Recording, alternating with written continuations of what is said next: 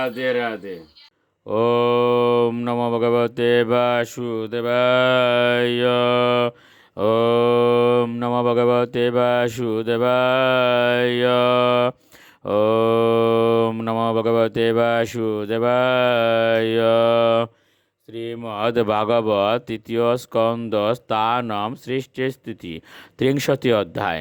ভগবান কপিলদেব কর্তৃক অশুভ সকাম কর্মের বর্ণনা। শ্লোক 21।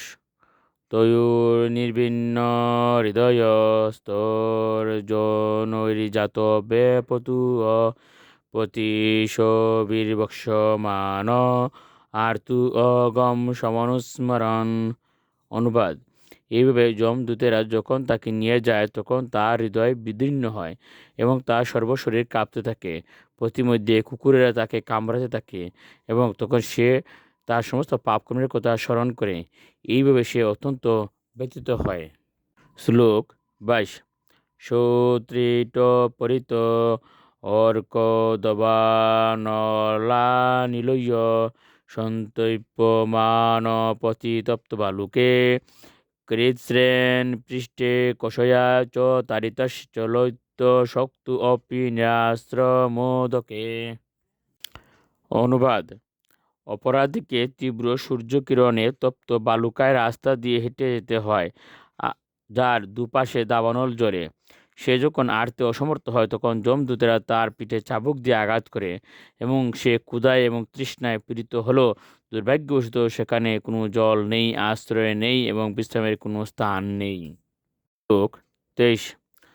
তত্র তত্র পতন শ্রান্ত মূর্ছিত পুনঃউত্থিত পতাপাপি অশানিত স্তরসা ইয়ম সাধনম। অনুবাদ: জমালয়ের পথে যেতে যেতে সে পরিশ্রান্ত হয়ে পড়ে যায় এবং কখনো কখনো সে অচেতন হয়ে পড়ে, কিন্তু তাকে জোর করে উঠতে বাধ্য করা হয়। এভাবে শীঘ্রই তাকে যমরাজের সামনে নিয়ে আসা হয়। শ্লোক 24। ইউজনানাম সহস্রাণি নবতিম নবচাদন ত্রিবিমুহুরিতুরিদাবাম ভানিত প্রাপ্নুতি ইয়াতনাহ। অনুবাদ: এইভাবে 2-3 মুহূর্তের মধ্যে তাকে 99,000 যোজন পথ অতিক্রম করতে হয় এবং তারপর তাকে তৎক্ষণাৎ ঘোর যন্ত্রণাদায়ক দণ্ড দান করা হয়, যা ভোগ করতে সে বাধ্য হয়। শ্লোক 25। আদিপনম স্বগাত্রানাম বেষ্ট ইতা উন্মুকাদিবিয় আত্ম মাম সাধনম কাপি সকৃত্যম প্রতু অপি বা।